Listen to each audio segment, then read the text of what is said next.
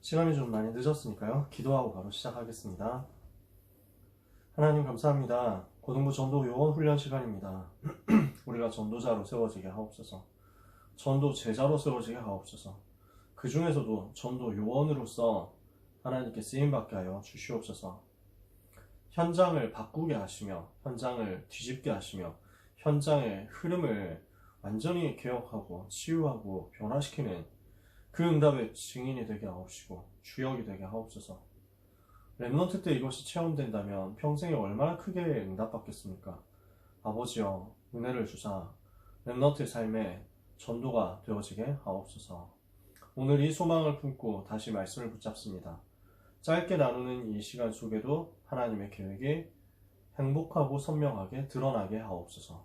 예수 그리스도의 이름으로 기도합니다. 아멘.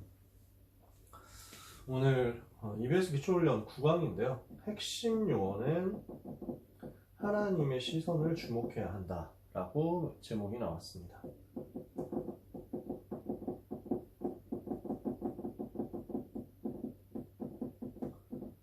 하나님은 무엇을 보시느냐라는 거죠.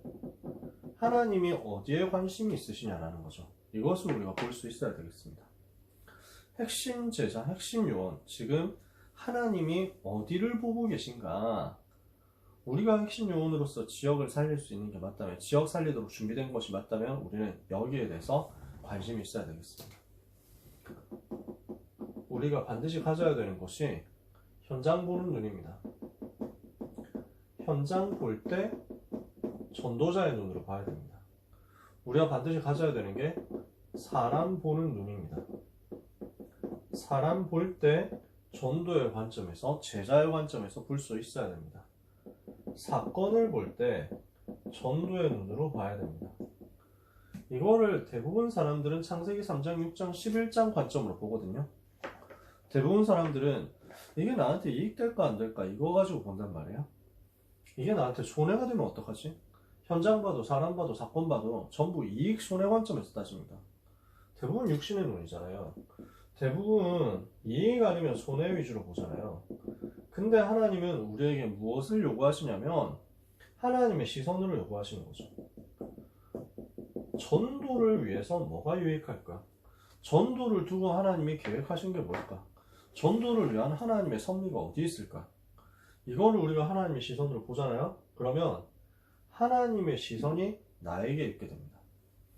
하나님의 시선으로 나에게 주어진 현장과 사람과 사건을 보잖아요. 하나님의 시선이 나에게 옵니다. 오늘 여기에 있는 귀한 렘넌트와 또 전도자들이 전부 이 축복을 받게 되시기를 바랍니다. 핵심 요원은 누굽니까?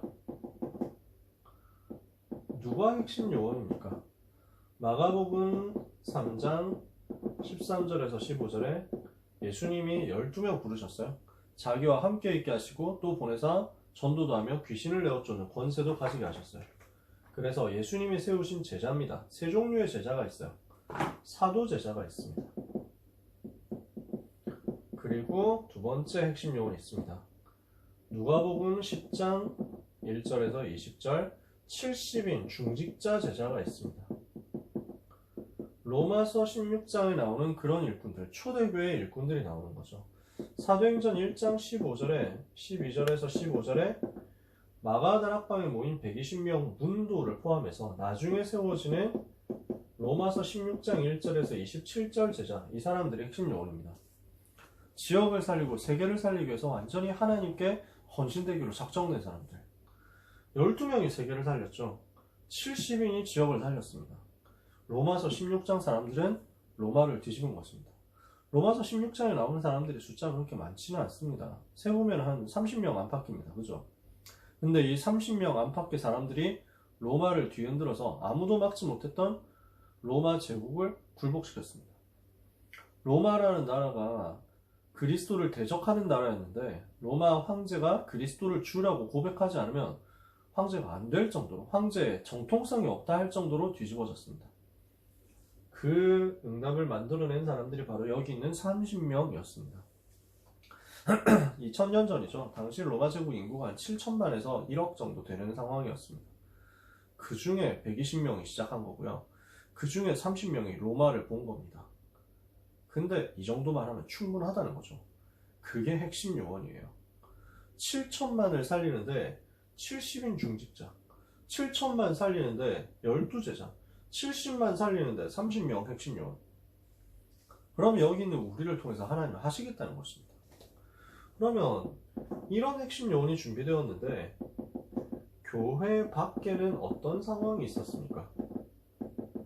교회 밖의 상황입니다. 마태복음 5장 1절에 예수께서 산에 올라가 무리를 보시고 산에 올라가 앉으셨다.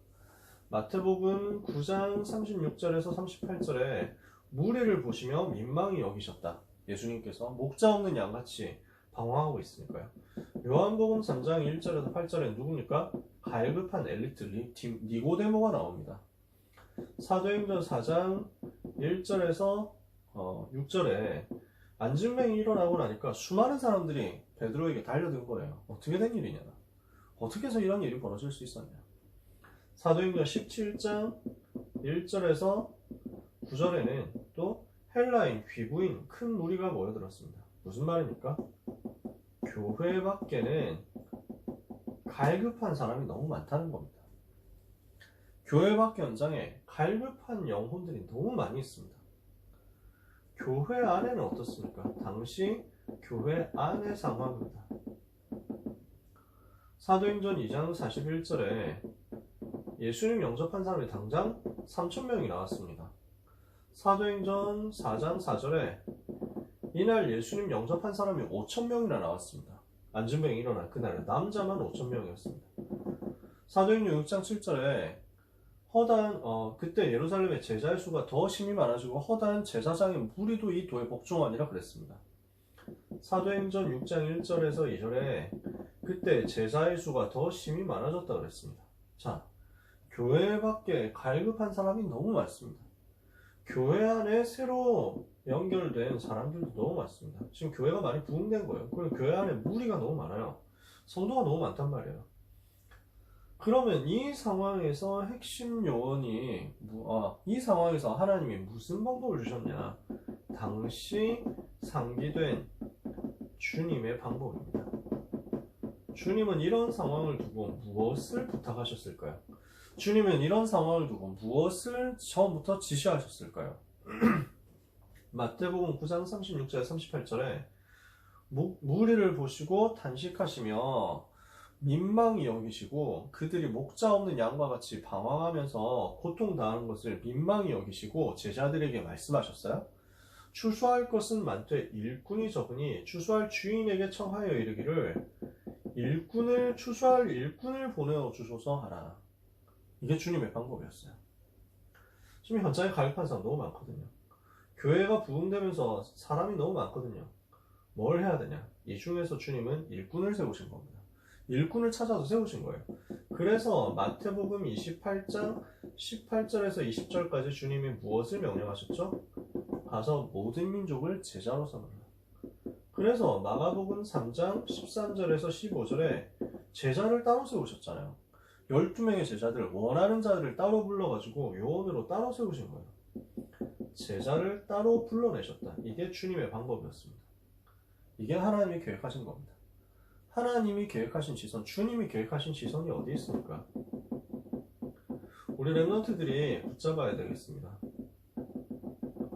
주님이 계획하신 것이 어디 있고 주님이 바라보시는 것이 어디 있습니까?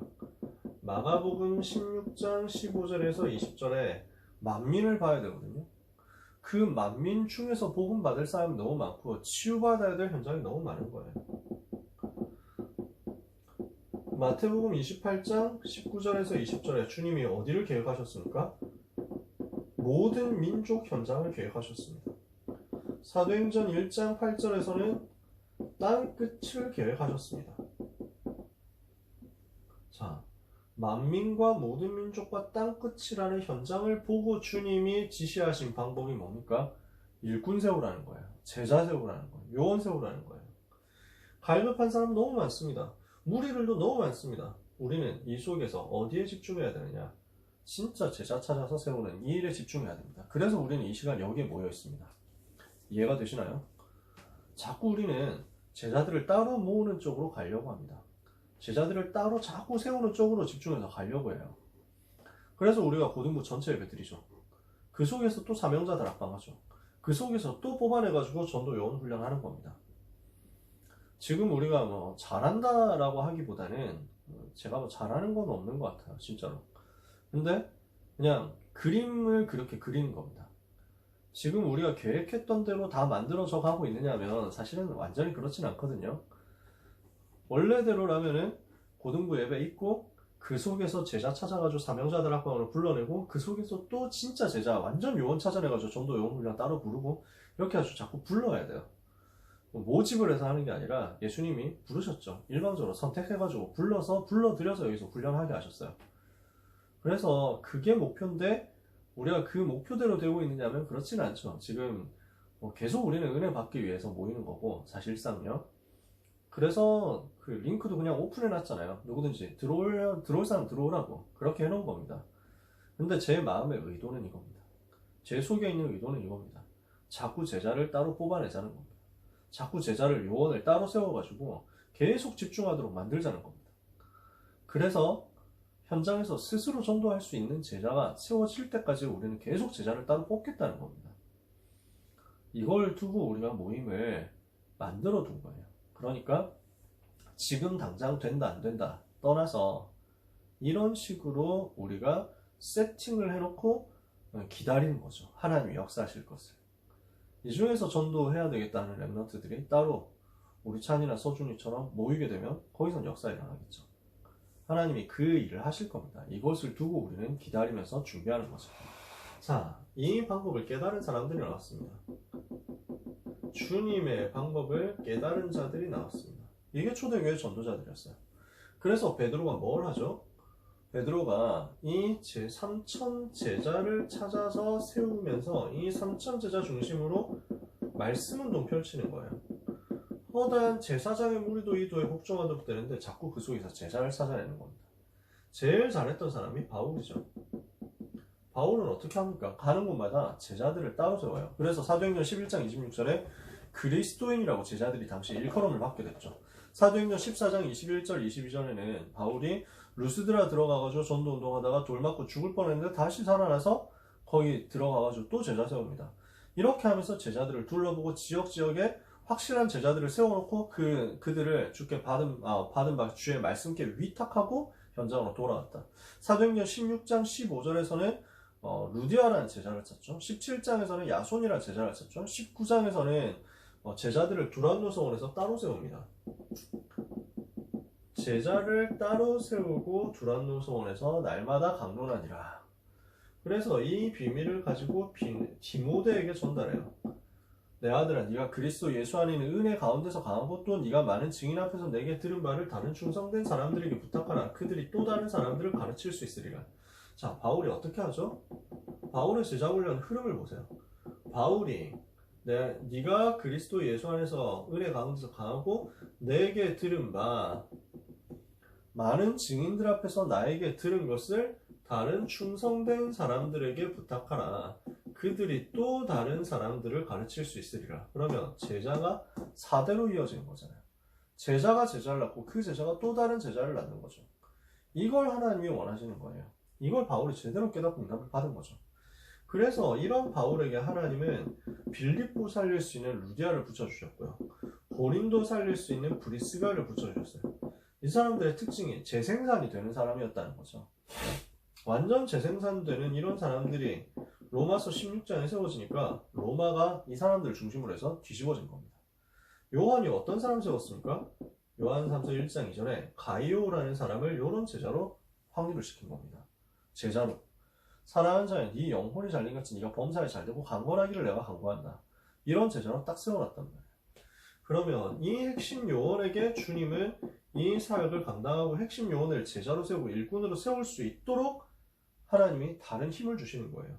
어떤 힘을 주십니까? 핵심 요원에게 주신 방법입니다. 사도행전 17장 2절에서 3절에 회당 들어가서 성경을 가지고 강론하고 뜻을 풀어 그리스도가 해를 받고 죽은 자 가운데서 다시 살아나야 할 것을 증명하고 이르되 내가 너에게 전하니 예수가 곧 그리스도라. 예수가 그리스도라는 이 메시지를 가지고 증명을 한 겁니다. 사도행전 16장 16절 18절에 뭘 한 겁니까? 영권을 사용한 겁니다. 예수 그리스도 이름의 권세를 가지고 귀신을 쫓아냈어요.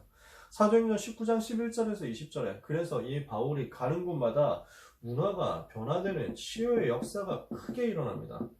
에베소 살리는 치유의 역사가 일어났죠. 아시아 전체를 뒤집습니다. 마태복음 28장 16절 20절에 하늘과 땅의 모든 권세를 가지고 세상 끝날까지 항상 함께 하겠다 하셨습니다. 그게 초대교회가 이 운동을 할 수 있는 비밀이었습니다. 그래서 우리 주님이 마가복음 16장 15절에서 20절에 이 영권을 약속하시고 이 치유를 약속하시면서 보좌에 앉으사 제자들이 나가서 전도할 때 함께 하셨다. 우리가 받을 응답입니다.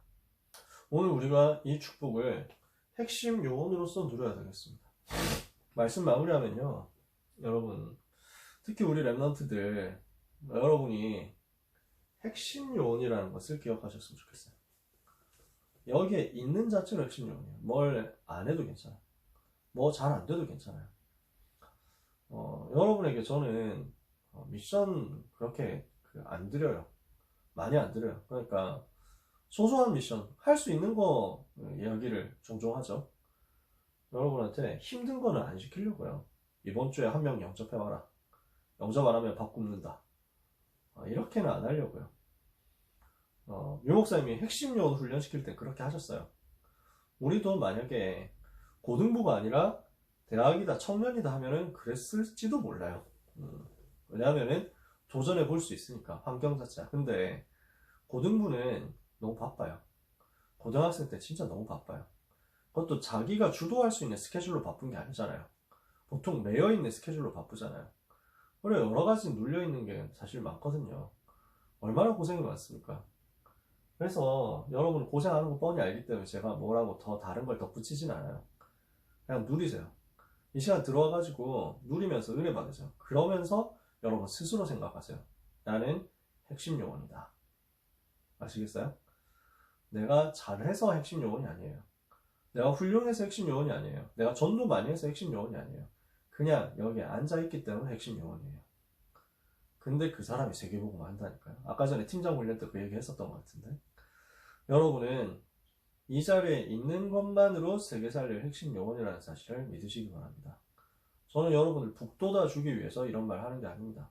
격려하려고, 업되게 하려고, 기분 풀어주려고 이런 얘기를 하는 게 아닙니다. 현실이에요. 전 세계 70억 인구 중에서 다락방 가족 35만 명입니다. 몇 프로입니까? 그 중에서 정말 전도 훈련 받는 사람 몇 명 되겠습니까? 그 중에서 매주 이렇게 훈련 받는 사람 얼마나 되겠습니까? 여러분은 0.0001% 안에 들어가 있는 하나님의 백성입니다.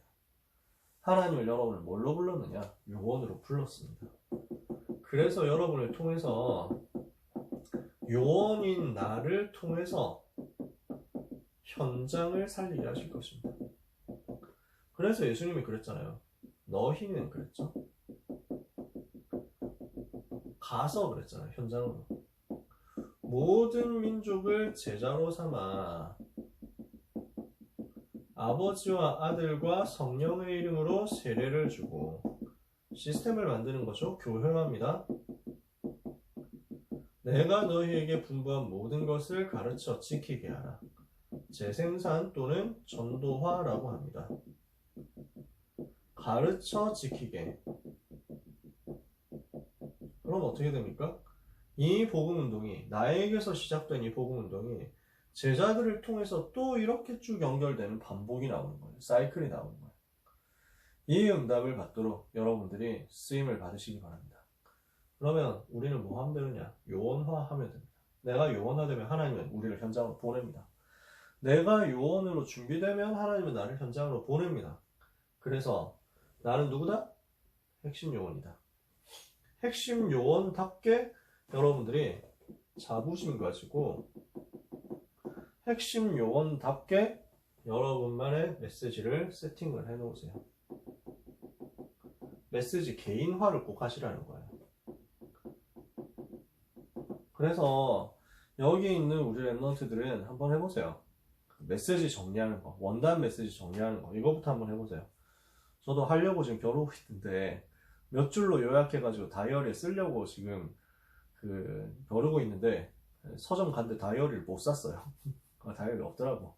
제가 쓰는 다이어리가 있거든요. 그래서 다음 주에 다이어리 사려고요. 어떻게든 서점 가가지고 메시지 정리하는 그거. 이 원단 메시지 1강, 2강, 3강이 무엇이었냐. 여러분 나름대로 몇 줄로 정리해보세요. 이번에 세계청소년 수련해야죠. 메시지 몇 줄로 정리해보세요. 그래서 이거 속에서 나에게 주시는 1년의 미션을 찾아보세요. 메시지 개인화. 여러분은 핵심 요원이다. 그 자부심 가지고요. 하나님이 요원인 여러분들을 통해서 많은 갈급한 자, 많은 무리들 살리고 만민 모든 민족 땅끝 237을 살리게 하실 것입니다. 이 일을 위하여 오늘 하루 전도자로서 하나님의 시선 속으로 들어가는 축복이 여러분에 있게 되기를 예수님 이름으로 축복합니다. 기도하겠습니다. 하나님 감사합니다. 우리 랩런트들에게 또 이 자리에 있는 귀한 소중한 전도자들에게 핵심 요원으로서의 자각을 주시며 핵심 요원으로서의 정체성을 주시며 핵심 요원으로서의 자부심을 주셔서 요원으로서 현장 들어가서 많은 갈급한 자, 많은 무리 그리고 많은 민족들을 살리는 응답을 실제 받을 수 있게 하여 주시옵소서. 메시지가 개인화되며 우리 스스로가 요원화되어 이것을 가지고 현장화, 제자화, 교회화, 재생산의 응답을 누리는 그 응답의 여정을 한 단계 한 단계 밟아갈 수 있게 하여 주시옵소서. 주여, 우리에게 영권 주시고 우리에게 예수 이름 권세 주시고 우리에게 치유의 비밀 주시고 우리에게 보좌의 능력 주셨사오니 누리는 한 주간이 되며 올 한 해가 되게 하여 주옵소서. 예수 그리스도 이름으로 기도합니다. 아멘.